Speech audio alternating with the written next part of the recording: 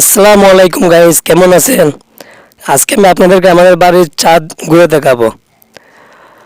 এই যে গাছগুলো দেখতেছেন, এগুলো আমার বাড়ির ছাদে লাগানো। এটা হলো বাখর পাতা, বিলাতি বাখর পাতা কয় আর কি এটারে। খুব গ্রাম থাকে বাখর পাতার মধ্যে। এটা তো আপনারা চিনতেই পাচ্ছেন মনে হয়, সম্ভবত এটা হলো পেঁয়াজ গাছ। পেঁয়াজ যে এগুলা দিয়ে আনাজ খাওয়া যায়, খুব ভালো, খুব টেস্টি আনাজ হয়।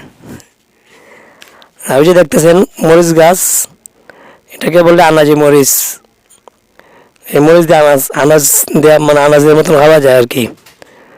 তো অনেক জাতের গাছ আছে, সব কিছুর নামও চিনি না। আর হলো বেগুন গাছ, পেঁপে গাছ ছোটো ছোটো লাগানো হয়েছে। আর ওই যে দেখতেছেন শিম গাছ, এটা তো আমার ছাদে লাগানি না, নিচে লাগানি, ছাদ থেকে দেখা যায় আর কি। শিম গাছ আমাদের বাসায় যেটা রাখা উড়ি। আপনার বাসায় কি তা ডাকে একটু জানাইবেন। এটা কি গাছ আমি নিজেও চিনি না, আপনাদেরকে কি কইতাম মন চাই।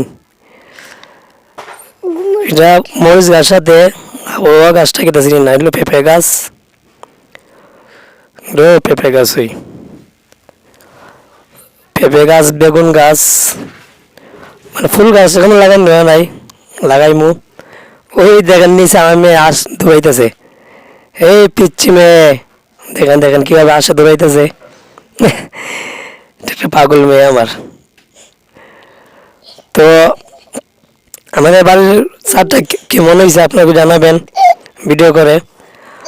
আর ছাদের উপর থেকে আমরা কিন্তু আম আম খাইতে পারি বাইরে বাইরে। আমাদের আম গাছ আছে, অনেক আম গাছ আছে বাড়ির ভিতরে। কয়েকটা আম গাছ ছাদের কাছাকাছি পড়ছে, ছাদ থেকে পেরে খাওয়া যায়। তো